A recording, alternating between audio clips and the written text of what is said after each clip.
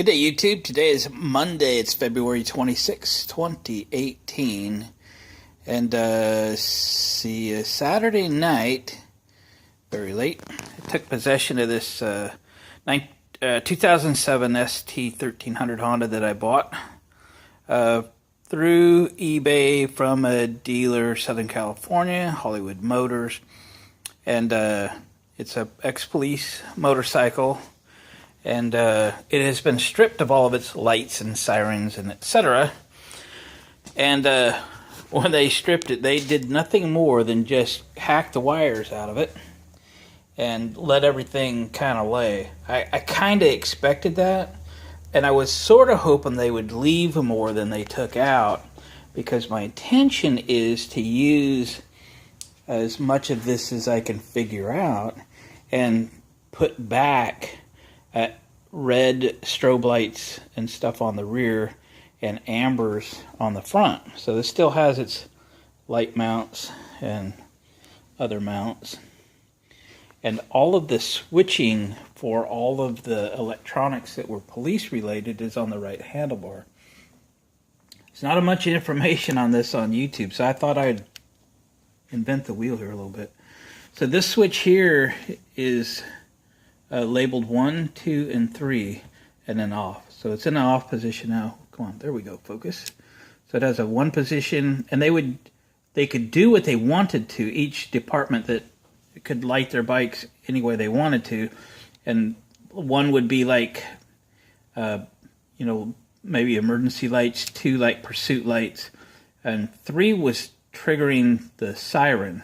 And I think sirens might be set up such that every time you hit it, it would go to a different mode, from a yelp to a whatever, wail. Anyway, then that would go off. And then this switch here is number 4, and then this button here is number 5. So 5 functions were available in this right handlebar switch assembly. Somehow it goes through that wiring harness with gosh knows what else, and ends up back here with these connectors that the pigtails have been removed and not included with the motorcycle. We took a little bit of time yesterday evening after a party we had here at the barn, and I was kind of hoping I could pin out all of these, figure out what everything did by, putting meters on them, looking for voltage, looking for switch contacts when I would operate the switches on the handlebars. Well, didn't find out too much. So I joined a forum or two for the ST1100 and ST1300, and this one turned out to be a Facebook forum. And threw a comment out there that I'm looking for a wiring diagram for the police version, and a reply came back that Honda's service manual has wiring diagrams for, this is called the ST1100 PA.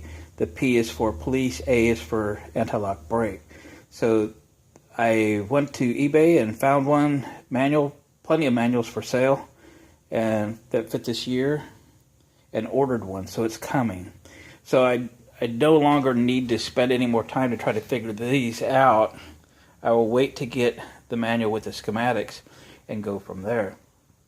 What's interesting is there's all the grounds from one side of the bike just cut off, and there's grounds from the other side of the bike, a whole bunch of them, just cut off and left.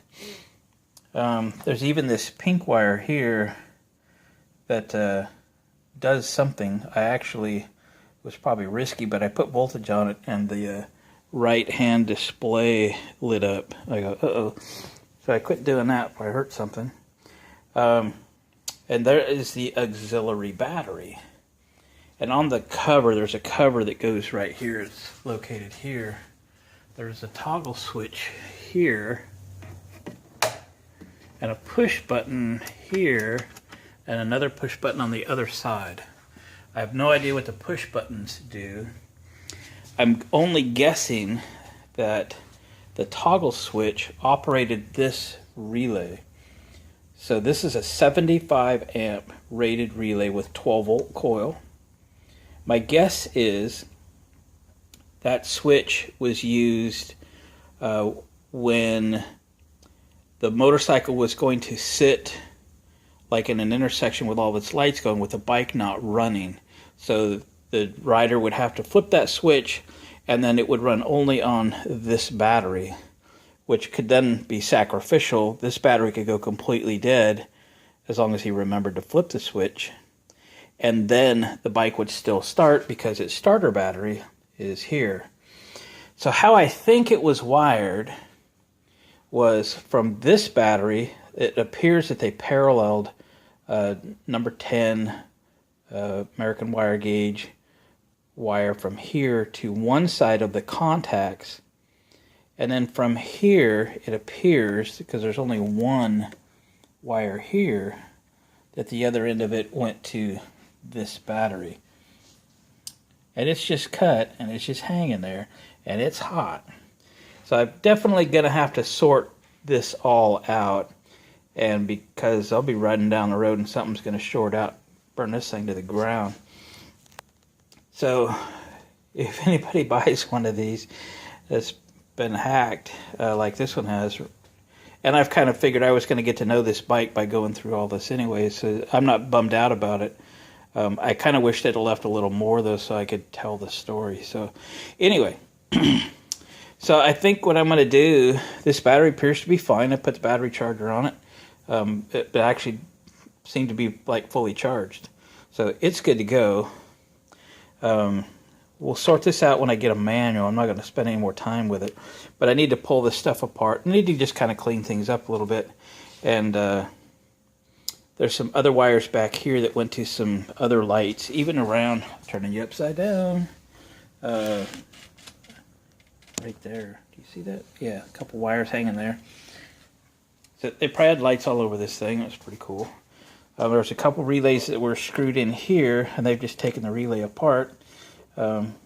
So probably everything that came off the switches up here operated through this wiring harness with small gauge wire, and they simply operated a relay. And then the lights themselves will run off the relays, and the relays receive their power from the battery, and the battery received its recharge ability through that 75 amp relay, which was tied to the bike battery. So in normal mode, this thing's rolling down the road. It actually has two batteries. The lights, the auxiliary police lights, all connected here. The regular motorcycle lights and all other accessories connected here. And in the event the officer wanted the bike to sit with all of its lights on without it running, he would go back, flip the switch, and that becomes a sacrificial battery. You could run it till it was completely dead. So I say all that because I'm going to start into a process of outfitting this bike with lights, strobe lights, to eventually do escorts. One time we did a lot of bicycle escorts for bicycle events.